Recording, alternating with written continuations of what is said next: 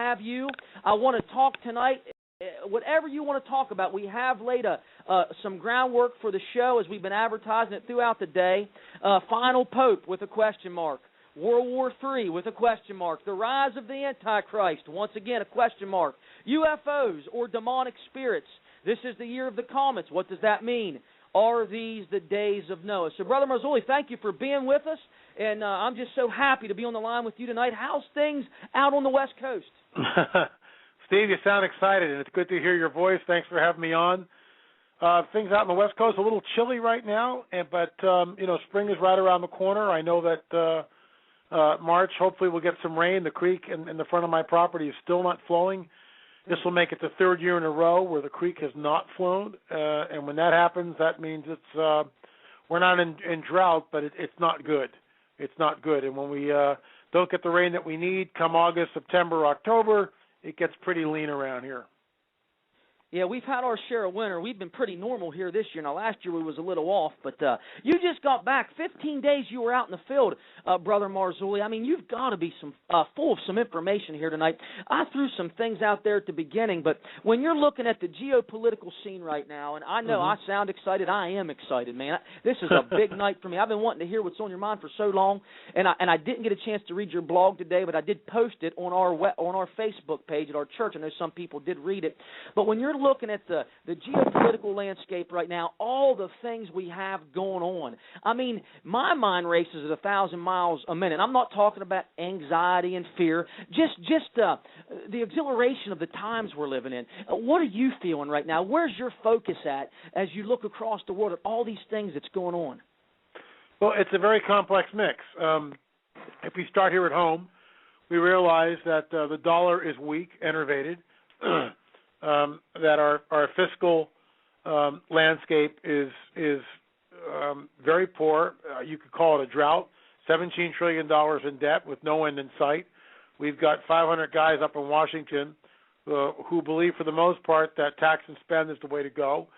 We have more people on food stamps now than ever before, and I guess for the most part, Americans are saying, "Okay, this is good.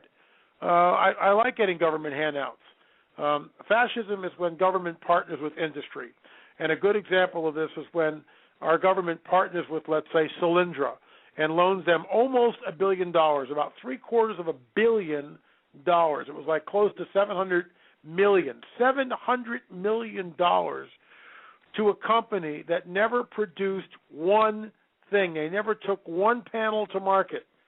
$700 million. It's unconscionable. That is fascism.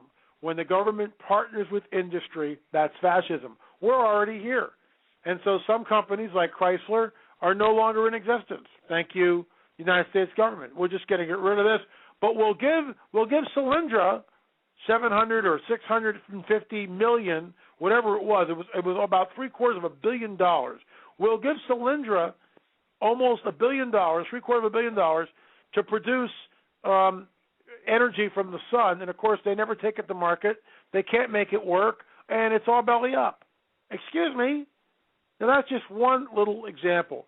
We start adding, look, in June last year, 4,000 temperature records were shattered in the United States in 1 month in June. 4,000 temperature records.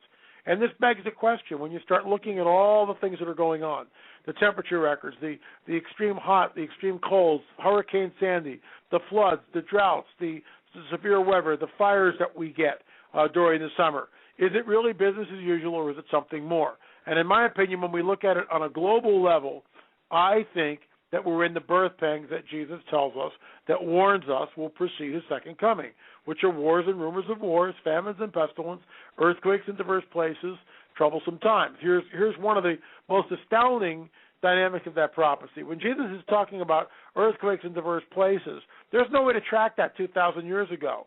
There were no satellites. Things weren't wired up the way they are today. There was absolutely no way to track an earthquake. If you lived in the Galilee, an earthquake happened in Japan, you'd never know about it, unless someone, let's say 2 years later, by foot or something, or maybe someone that sailed from Japan say, wow, there was a big earthquake over in Japan. Otherwise, you'd never know about it. Now, my iPhone pings everything over 5 points, ping, ping, ping, so I know about it. instantly. So that prophecy is being fulfilled as we speak, because we were in the window of time in which these signs are manifesting, and now for the first time in history, we can look at the signs and track them. And when we look at the wars and rumors of wars, certainly we look at the Middle East, we look at the Arab Spring and what's happened over there, and has changed the entire political landscape of the Middle East. So much so that Israel has no idea who she is dealing with week to week. That's how fast everything is changing over there. It is just unbelievable. When we look at the brutality of the Assad regime in Syria and how that bloody civil war has gone on, it's going to be close to 2 years soon, and the body count is well over 60,000 people with no end in sight. It reminds me of the prophecy of Isaiah 17, which says Damascus will become a ruinous heap. And for years, prophecy scholars have looked at that prophecy and wondered, how is this going to be fulfilled? Now, I'm not saying it's being fulfilled, but it may be that we are seeing, right on the 6 o'clock news, prophecy being fulfilled as Damascus is being torn apart, literally brick by brick, street by street. And that, frankly, is what is happening in Damascus as we speak. There are certain sections of the city which already have been reduced to rubble. Many refugees have fled Damascus. It is a war zone, and will continue to be a war zone until either Assad is toppled, which many people believe will happen sooner than later, or Assad will somehow win and save the day. Meanwhile, we see the Russians putting ships in, troops in. North Korea is threatening to nuke South Korea. Japan and China are going at it. I mean, the world is absolutely bonkers when we really look at some of the stuff that's happening. I just read this off the Drudge Report. The UK has now been downgraded from a AAA credit rating to a large A to small A1. So that's huge. That's huge, and it's just a sign of the times that we're in. You want to know where America's going? Watch Greece, because Greece is bankrupt, and we're only a few years behind it. When Bill O'Reilly uses a talking point, I don't watch his show because there's just a lot of stuff about it I don't like. But what I love about O'Reilly, and in my opinion, when he's at his absolute best, and very few people can stand up to him when he does one-on-one commentary in his talking points. Right. And, look, the guy's amazing. You got to give him that. And about, 3 or 4 weeks ago, O'Reilly had one of his talking points, and the talking points was the coming collapse of the U.S. dollar. And I sat up and took notice. I've been blogging about this for the last 2 years. For O'Reilly to say it on Fox News is huge to me. It's absolutely huge. It's a marker. It's like mark this day, because sooner or later the dollar is going to collapse. It's an orchestrated collapse, and they're expecting the chaos to ensue in this country. Why else would our government be buying 1 billion bullets or whatever it is? Exactly. Why does our government need that?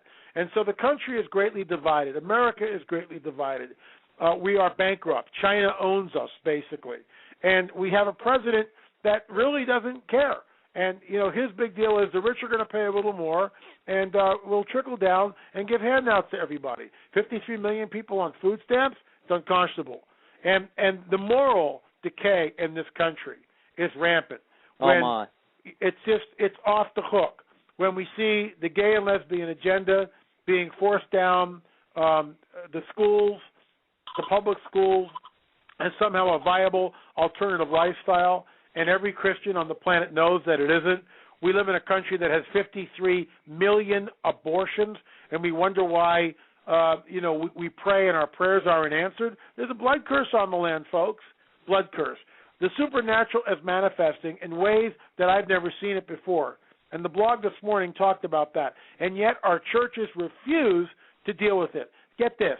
You go and you sit in a pew, and you hear about Jonah being swallowed by a whale and coming back 3 days later, a man being crucified, rising from the dead, and coming back to life 3 days later, Moses parting the Red Sea, the sun stopping in the sky for the longest day, the angel of death passing over the Israelites and slaying the firstborn of the Egyptians because they didn't have a lamb's blood on the doorposts, okay? Peter throwing in a fishing line and catching a fish with 2 gold coins.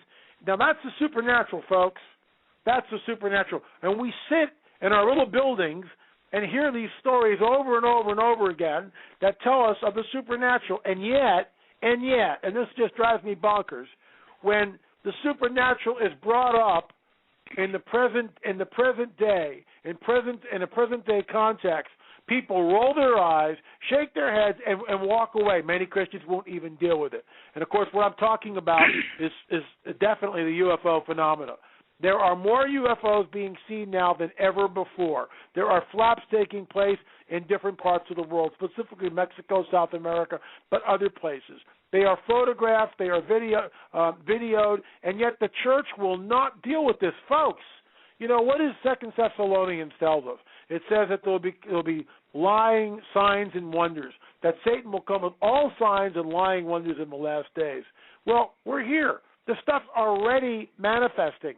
And a church that believes in the supernatural and preaches the supernatural and the miracles of Jesus and the resurrection from the dead and the virgin birth, you realize how absurd this stuff is? Think about it, folks. Do you realize how crazy that sounds? Virgin birth? What? And yet I believe it. I totally believe it because it's God. Well, hello, wake up and, look at what's really happening on this planet. Because stuff is manifesting, and the fallen one is ramping up. He knows he's getting to the place where his days are going to be numbered. The war is escalating. We're going to see something soon. And yet the church, for the most part, snoozes. So that's just a thumbnail sketch for my little corner of the world of what I see happening. Of course, I could go on, but let's move on. Oh, absolutely, man. What an opening. What an opening. Where do we go from here? I tell you, we've been on a lot of the stuff you're talking about, Brother Marzulli, and I want to just phase in and out of here as quick as I possibly can because I'd like to get your thoughts on a few of these things, and you brought up a couple of them right now. Man, we could go so many places, but let's start here. We know that the 112th Pope is getting ready to be elected in March. We know that Obama is making his first visit to Israel in March. And we know that Common Pan-STARRS is going to be visible in March. So we have a very important, I believe, it's a heralding sign. I believe these three comets, Pan-STARRS, Lemon, and Comet Ison, which is supposed to be 15 times brighter than the moon when it reaches its perihelion, and I believe that that's going to happen. Now, we know about comets, but without getting on a bunny trail, when you think about the 112th Pope being elected, which is the end of that prophecy that was purportedly given back in 1139 A.D., that was brought up again because it was sealed in a Vatican vault, and Arnold DeWine, that Benedictine Vatican historian, brought that up in 1595, and I know there's some scrutiny about that, but we know that whether you believe it or not, we are now seeing the election of the 112th Pope, which couldn't even have happened if 1978, I believe it was, didn't have a three-pope year. And at the same time, the same month that we're coming to the end of that 112th Pope, that prophecy again from St. Malachi, what tradition says, Obama is going to be in the Middle East for the first time ever, and we're going to see a comet go by from Earth, which ancient Jewish rabbis always said, if you see a comet from the Earth, it's a sign of trouble for the world. So let's just talk about the 112th Pope, the Obama peace tour, and the comet, and what do you make of all that, if anything? Well, look, the whole deal with Malachi, first of all, for your people that don't know it, St. Malachi was this Irish monk that had this vision. And in this vision, he wrote down the names of all the popes and wrote a little, like a one-liner that would sort of identify the popes. And what's pretty amazing, according to, of course, I was speaking of Tom Horn and Chris Putnam, who I've interviewed before, and their book, Petrus Romanus, which talks about this last pope. Well, I look at these things and I look at them carefully. In other words, I just don't jump on the bandwagon. I've been familiar with the Malachi prophecy for at least the last 10 years, and I studied it, and I think there's a lot of validity to it. We'll have to wait and see what's elected, who is elected, and if, in fact, he takes his name Peter the Roman. I mean, that's the medal. If he doesn't take the name Peter the Roman, then okay, Malachi is wrong. Let's all go home. If he does take the name Petrus Romanus, Peter the Roman, then it'd be very interesting to see how that plays out. and it would certainly take note and have us all sit up if that's what he does. I find Benedict stepping down timely. Again, Chris Putnam and Tom Horn predicted that he would step down, which is sort of interesting, and that's so they're on to something here. I think it plays in some ways with the global satanic network, and what I mean by that is the network is here, and it's already established, and the prince of the power of the air rules it. And I can't say any more about that tonight other than that, because it's all be outlined in the new book I'm working on. And the prince of the power of the air, we all know that name. But there is a global network, and I believe that we are ramping up to some sort of an event, and I think that event is going to be soon. I feel the news is tightening.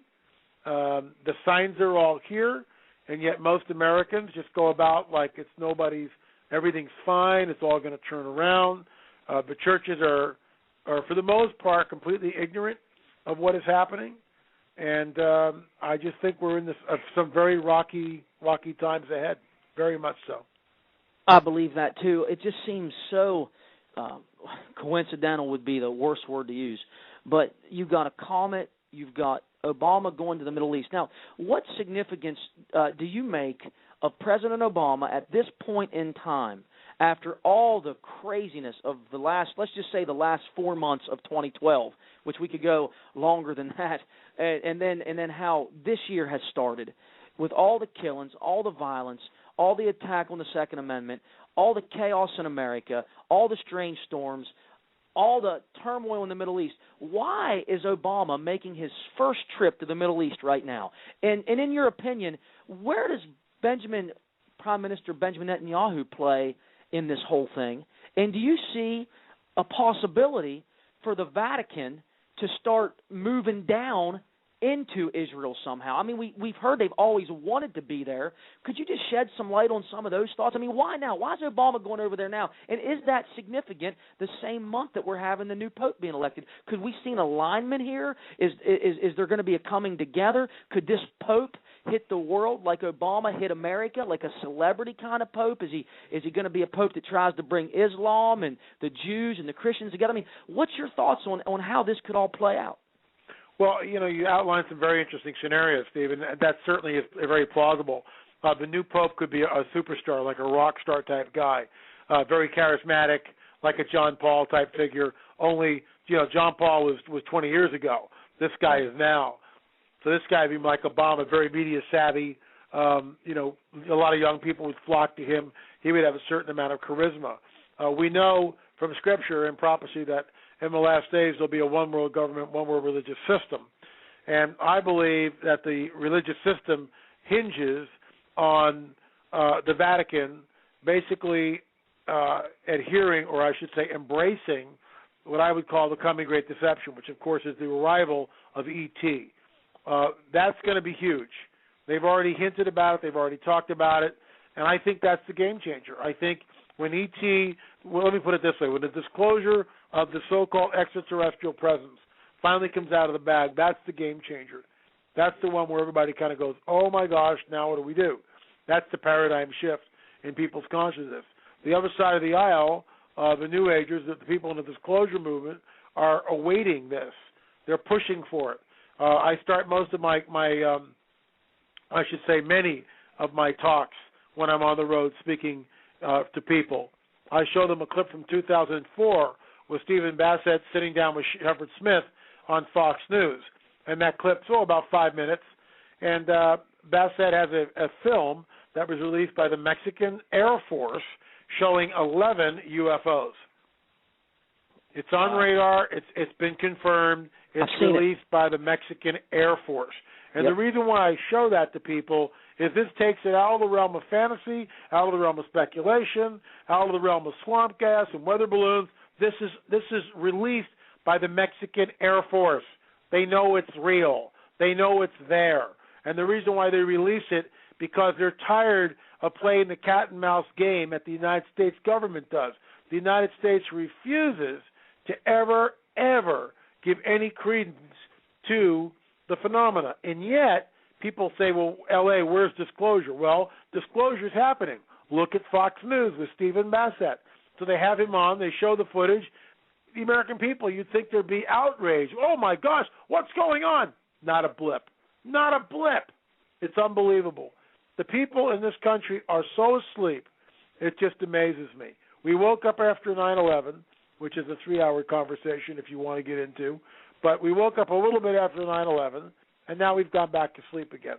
Meanwhile, there are almost 900 military bases, U.S. military bases globally. 900 military bases globally. Eisenhower, before he left office, talked about the dangers of the military-industrial complex. Guess what, folks? We're here. This is the military-industrial complex. You know, and then you're right, the Second Amendment. I mean, what people don't understand about the Second Amendment is it's there to protect us from tyranny.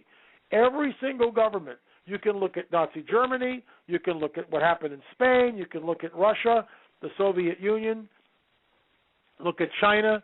The first thing these despots do is they round up the guns, and then everybody starts going into the gulags. That's exactly what happens, folks. That's exactly what happens. You round up the guns, and then the undesirables get shipped off to the reconditioning camps or the gulags, or just plainly never seen again. And so the Second Amendment, I mean, there's some things worth fighting for. There really are.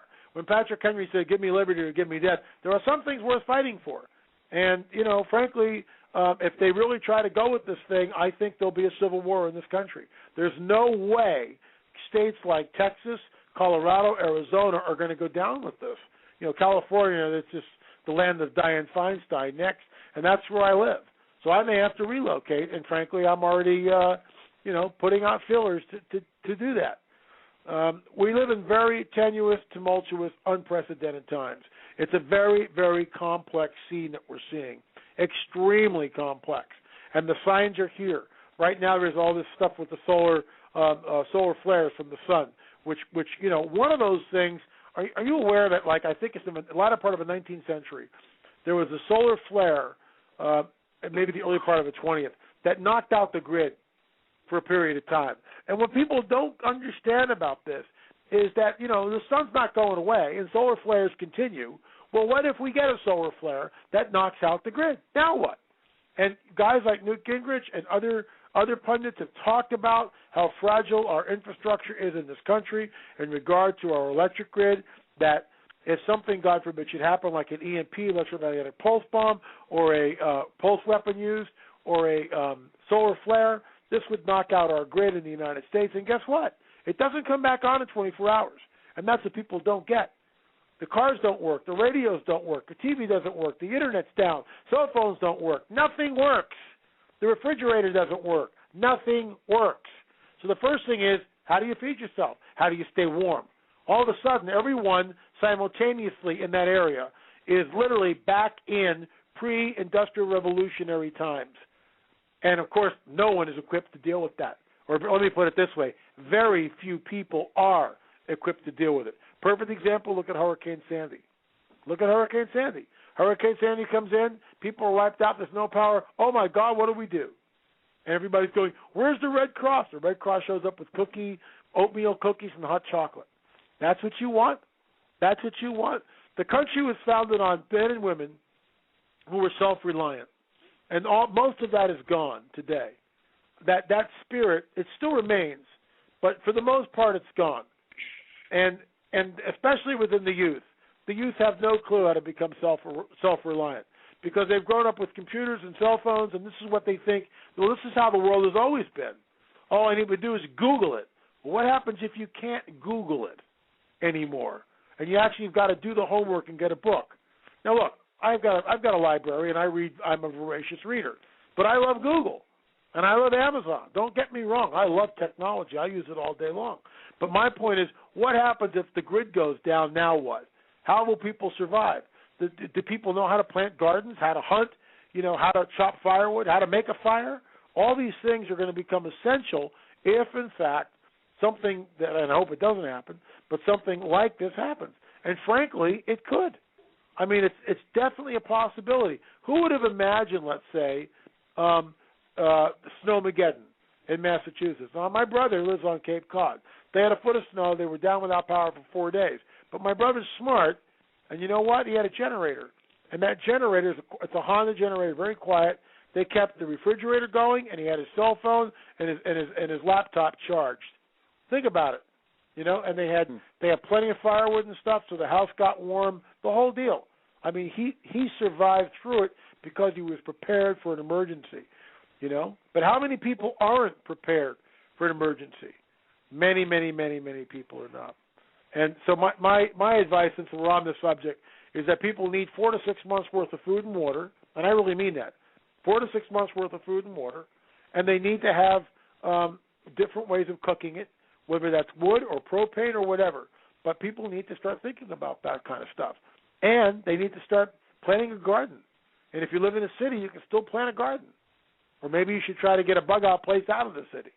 Look, stuff is happening, and we live in a society which has a very, very thin veneer of civility.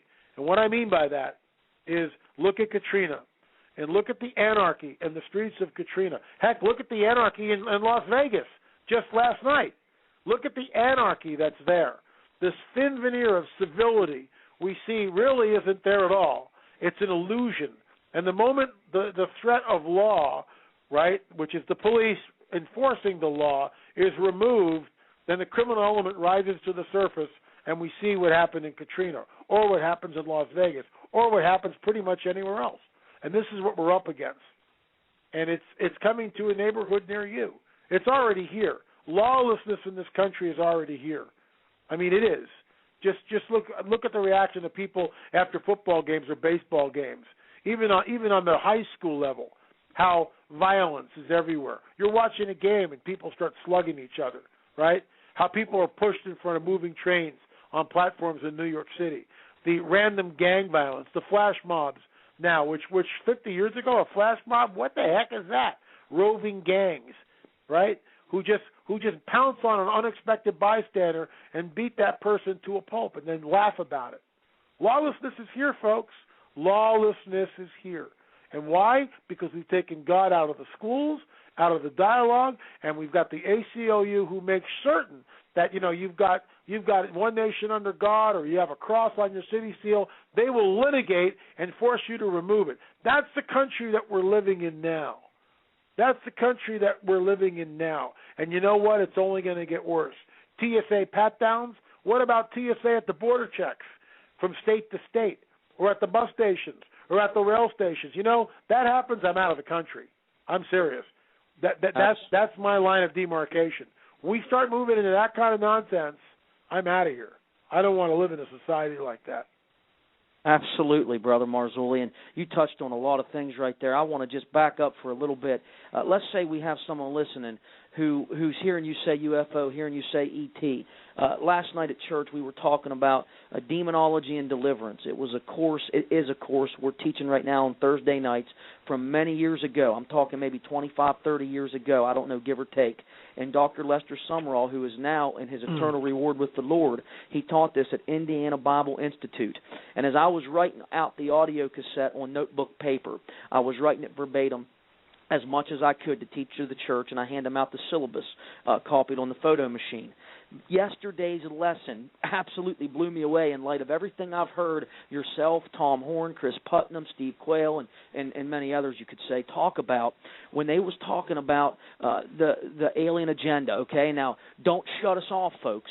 I want Brother Marzulli to dive into this for a second, but as I was preaching this to the church last night from these tapes from many years removed, you could tell how old the tapes were because Dr. Summerall started talking about the movie E.T., the actual movie E.T. Right. And now I never knew that Dr. Summerall even charted these kind of waters, but he went to talking about extraterrestrials, and of course we know that it's all of satanic origin. Anything you see in the supernatural is from one of two places, obviously. It's from God or it's from the devil. And he started saying this all these years ago. He said people are worshiping this ET thing. People are bowing down to this ET guy. And he said, what if all of a sudden people start saying that ET healed them? Now, you're talking about a man that was highly esteemed in the evangelical world, and you could see that he even had a working knowledge of what we could be dealing with. He went on to talk about the homosexual agenda, and I can't imagine what he'd be saying about it now, 25 or 30 years later. But it was almost like he was preaching that message to the generation that's right now presently on the earth. So just for our listening audiences, and we're down to under a half hour, so I want to give you the rest of this time. For our listening audience, could you just talk for a moment or two about, these UFOs? What are they? What's their origin? There might be some people listening right now, they've never heard of the Nephilim. They've never heard of the fallen angel. They have no idea about the days of Noah. So I want to just bring this up and just let you finish off this last half hour. Jesus said, as it was in the days of Noah. Could you just explain in a nutshell what he was saying there, what he could have been saying there, and how deep that actually goes? Well, when Jesus is saying, as it will be in the days of Noah, when the Son of Man returns. So as it was in the days of Noah, so it shall be when the Son of Man returns. And that is a very charged and pregnant statement. It is loaded with meaning. Yes. And the first thing it does is it points the reader to the days of Noah. And that begs the question, what differentiates the days of Noah from any other time in history? In a careful reading of the text, we see that the sons of God saw the daughters of men and took from them whom they wished as wives. They just chose wives and went into them, had intercourse with them. And the Nephilim, the offspring of the sons of God and the women of earth, were the Nephilim. And the whole case rests on who were the sons of God and who are the daughters of men. Well, the daughters of men are the daughters of Adam. Excuse me, there's no doubt about that. The sons of God are B'nai Ha-Elohim in the Hebrew. And it always refers to angels. And we see the same phrase used again in the book of Job. It's used 3 times when the sons of God gathered together. It always refers to the angelic hosts. It doesn't differentiate between good or bad. It just says these are the angels of heaven. The sons of God are the angels of heaven. And they did the unthinkable. They came to earth. They chose wives. They married them. They had sex with them. And the Nephilim, the byproduct of this unholy union, the Nephilim, were born. And they were giants.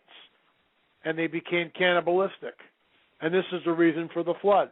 I write about this in great amplification in my book, The Cosmic Chess Match, which you mentioned earlier. Because if we don't understand Genesis 6, we don't understand the cosmic war. That's we right. don't understand what is happening now, as in the days of Noah. And the fallen one, Satan, almost won. Only 8 people were saved. Everything else was contaminated with their DNA had been altered. Genetic manipulation was going on, including in the animal kingdom, so says the book of Enoch. And when we see things like centaurs, minotaurs, and fauns from Greek mythos, it might not be mythos, and in my opinion it's not. They're actually stories that talk about the Titans. And the Titans can be linguistically linked, as Chuck Missler says, back to Satan. And so these minotaurs, centaurs, and cyclopses, and all these, fauns and sirens and everything that we see in Greek mythos has its root in really biblical theology. You can trace it back to Genesis 6 and realize that what happened in the days of Noah are absolutely unprecedented. It resulted in the flood, for crying out loud. I mean, how much more intense do we have to get? And what's interesting is that this is where the link comes in now. In order to eradicate, or in order to present a new paradigm to a group of people, in order to have people believe in something, you must first undo their belief system, their worldview. In order to have a person believe in something new, you have to undo or undermine or unhook or uncouple that person from their belief system that they're embracing and believing in now. In other words, you must uncouple them from their worldview. before you insert another worldview. Christianity was the dominant worldview in Western society. A strong case can be made that the freedoms that we enjoy in this country are directed from the Protestant Reformation, and more particular, guys like Knox and everybody else in the crew that formulated those opinions from the Reformation. It starts with Luther, but then it moves, and you get like guys like Tyndale and Knox and others who wrote about this, and then it came over here, and some of these men embraced this. Not all, but some did, and that's why, in my opinion, we have the freedoms that we enjoy in this country. I think you can, as Dr. Francis Schaeffer says, you can make a strong link between the freedoms and liberties that we enjoy in the United States of America back to the Protestant Reformation. So this country was definitely founded on Judeo-Christian morals and ethics. All that has been eradicated. Why? Because one man, Charles Darwin, had a theory, and that theory has been promulgated now worldwide, globally, as fact. And it is taught in our schools, and it is taught as fact. And what it has done, it has changed the dialogue. It has uncoupled most people from the Christian worldview, and instead given them another worldview, that of Darwinism. However, Darwinism doesn't have all the answers. And so when Ben Stein in his movie Expelled sits down with Richard Dawkins and asks a very simple question, where did life come from? Where did the first self-replicating molecule come from? And Dawkins says, well, no one knows the answer to that. I don't know. And Stein presses and said, well, tell us in your own words, where do you think it came from? And Dawkins comes up with, well, maybe millions of years ago, there was a race of highly intelligent beings who themselves would have had to evolve by some sort of Darwinian means, and they created us and then spread life throughout the universe. That's called panspermia. Panspermia. And so that is Richard Dawkins, who's one of the premier evolutionists of the 20th and 21st century. That's his answer to life. So he doesn't know. And in his mind, he's already embracing what I call the coming great deception, the alien gospel. And the alien gospel is exactly what Richard Dawkins said, that E.T., a race of extraterrestrials, many, many millions of years ago, created life. They genetically manipulated this life on this planet. They seeded us here. They genetically manipulated us. They created the first civilizations. They created the world's religions. Now, at this critical juncture in human history, they, E.T., are back to usher the world into a time of peace, prosperity, and knowledge. Think I'm crazy? If UFOs weren't manifesting the way they were, I wouldn't be talking about this. But it is everywhere. And when you do a little bit of homework, for those of you out there who are rolling your eyeballs, I challenge you, go on the Google right now or after the show and Google this, exopolitics. That's a large X, O, politics. Exopolitics.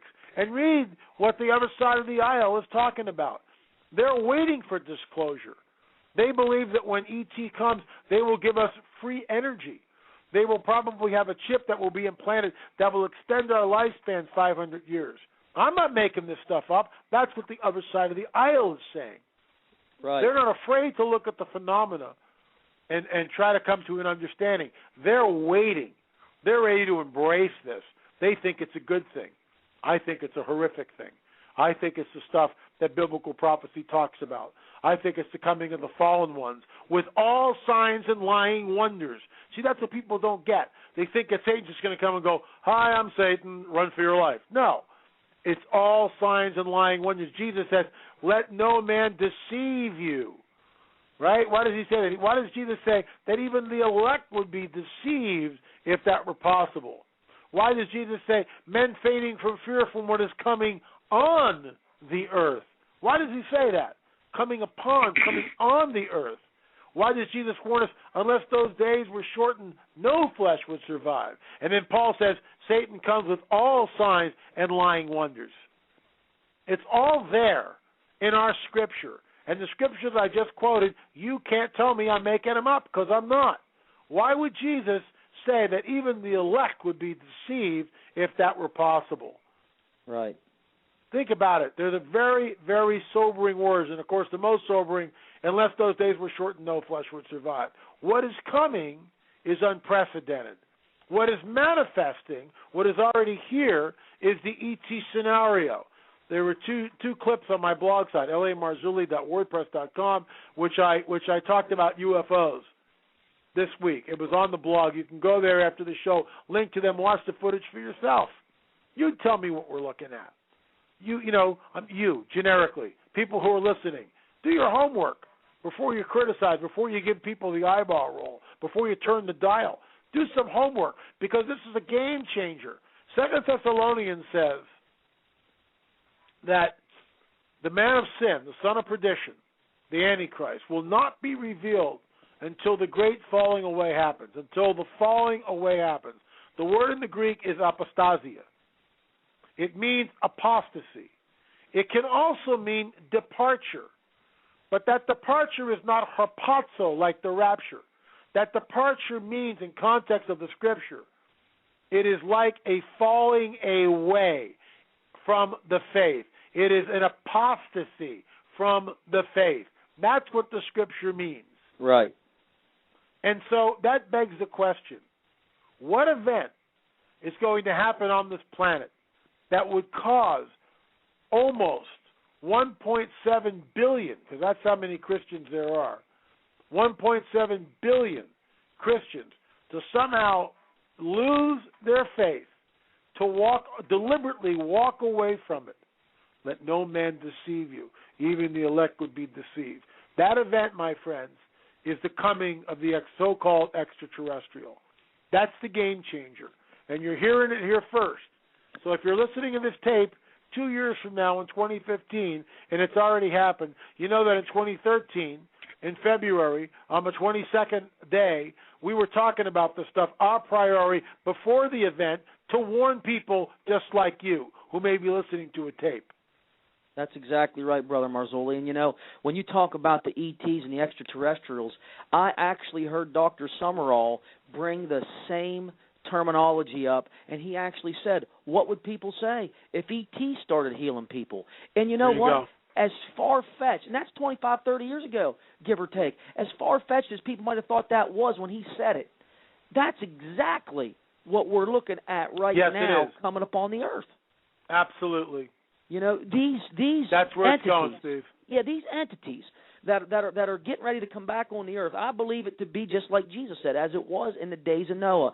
The fallen angels walked amongst the men in the days of Noah. They cohabited with women. They had offspring. Some people say the offspring was the Nephilim. Some people say it was the Rephaim. I'm not going to get into dissecting that argument, but the bottom line is there were things on the earth that was never supposed to be on the earth, and Jesus pointed right back to those days and said, as it was in those days. That's and right. I'm telling you, if that don't rattle your cage a little bit, I don't know what will, because there was so much going on in the days of Noah. And Brother Marzulli, you think it's true that many Christians really don't know that much about the days of Noah? Well, it's not preached from the pulpit, for sure. I mean, most ministers have no idea of what the implications of that. And so, in my opinion, without understanding that, they don't understand the cosmic war. And if you don't understand the cosmic war, how the heck can you figure out what's going on now? Because that cosmic war is raging in an unseen dimension all around this. This is why I wrote the Cosmic Chess Match. There's a war. The final war is coming, as the fallen one will try to seat his man, the Antichrist, and the rebuilt temple in Jerusalem to be worshipped as God. He wants to create. He wants to create man in his own image. That's what he's always wanted, and then have that image worship him. That's where it's going. Absolutely. And do you think? But don't you think that where Jesus said, "You killed all the prophets, you killed them." So, don't you think that because of this world hardened their hearts and stiffened their necks, that Jesus said, because you harden your heart and stiffen your neck, I'm going to let a spirit of delusion come, and you're going to believe that lie, and then I'm just going to damn your soul. So don't you think that what's going on here right now in America that the spirit of delusion has done came out on them, because it don't matter what you say to them, they're not going to believe it. Big Mike, that's a good question. You can question. sit up there and you can say what you want. I've already tried. It's like water running off a duck's back. You can sit there and they'll just flip you right off the dial. So that's why I believe that the spirit of delusion is done being received now, because we got a president that stood up and said, I'm going to bring abortion to you. I'm going to kill them babies. I'm going to bring homosexuality to you. I'm going to raise your taxes. I'm going to do all these things. And everyone raised their hand and say, well, let's vote for him. Yeah. Brother Marzulli. You've got to be delusional to think like that. I agree. I totally agree with you. Brother Marzulli, and that question right there, Big Mike, that's a good question. You know, as Christians right now, we only got about 10 minutes left, and I want to discuss the conference coming up here just for a few moments before we get off the air. For Christians right now, you know, Big Mike raises a good point. I mean, you tell people this stuff, they look at you like you have, you know. Two heads. Yeah. Two heads. Yeah, I didn't know what kind of illustration to use. I didn't want to use the wrong thing on the air. But what do you tell people, Brother Marzulli, when you're evangelizing one-on-one, or when you go to conferences, and you know, people have, what kind of response are you seeing right now? Because you're out there in the front lines teaching this stuff. You're out ahead of it right now. What are you seeing?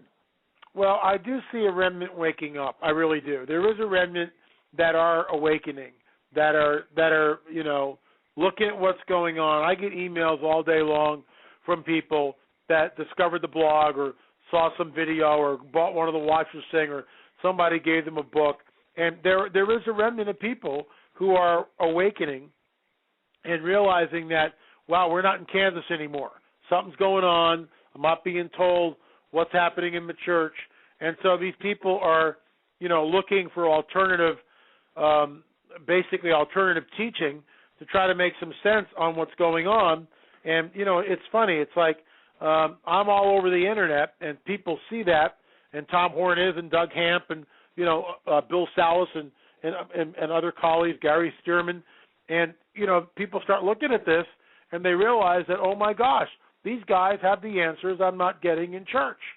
And, you know, they'll come to the blog, or they'll start buying resources and you know, look at DVDs or spend a couple hours on YouTube. Man, YouTube's amazing, because you can go there and you can hear hours and hours and hours from some of the best, you know, authors and scholars and researchers on the planet for free. Absolutely. It's all right there. I mean, you know, the show that we're doing tonight, I'm sure it's going to be posted. Well, it already is, Blog Talk. So it's going to be there, and you're going to have a bunch of downloads. Absolutely. And that's what happens, and I just think it's wonderful.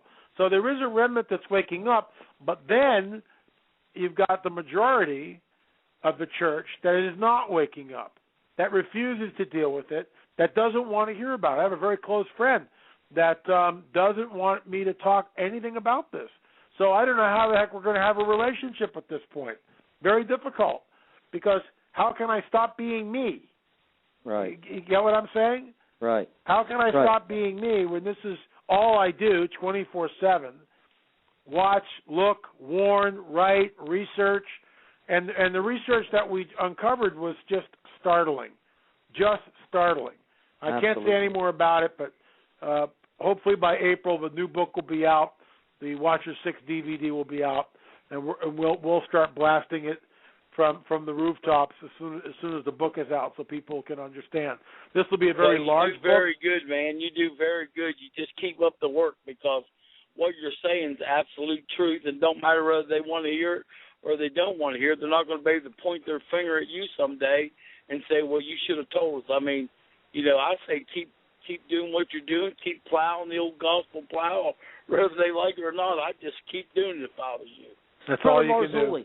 Could you tell our listening audience your website and just how they can get some more information about you, your ministry? Sure. And then I got one more question to ask. We're down to about 8 minutes here. Okay. So go ahead and just do that real quick. Well, first of all, Steve, I'm really looking forward to spending time with you in May at the conference. Just can't wait till we solidify that, and I haven't got plane tickets yet, but I'm really anxious to do that, and it's going to be fun and very informative at the same time.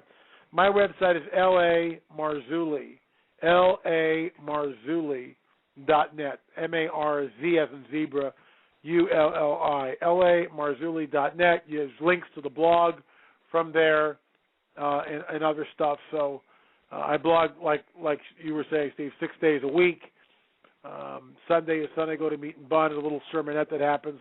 The rest of the time, we link to different news stories. There's a little prayer request thing that we have there where we're praying for two men right now, Hector and Gary, and trying to pray them back into health.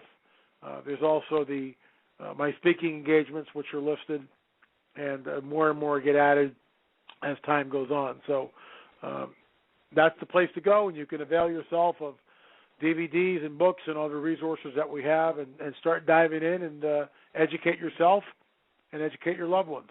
Okay, we got a couple questions here on the chat line. I hope I can get to all of them. I'm not going to screw up too far. I'm going to get to the two that I know is here. Okay, we got 3 comets coming this year.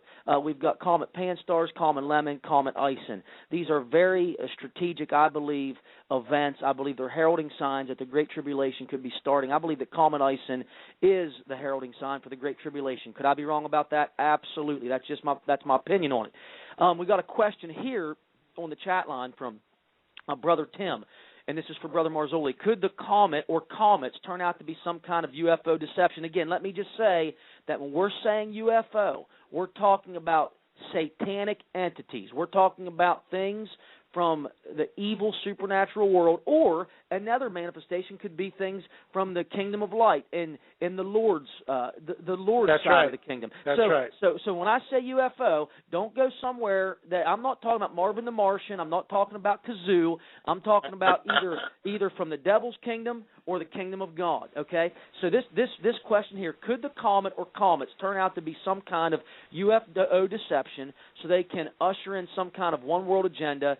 Aliens here to save and fix all of our problems. He asked, could one of these comets turn out to be that? What's your opinion about that, Brother Marzulli?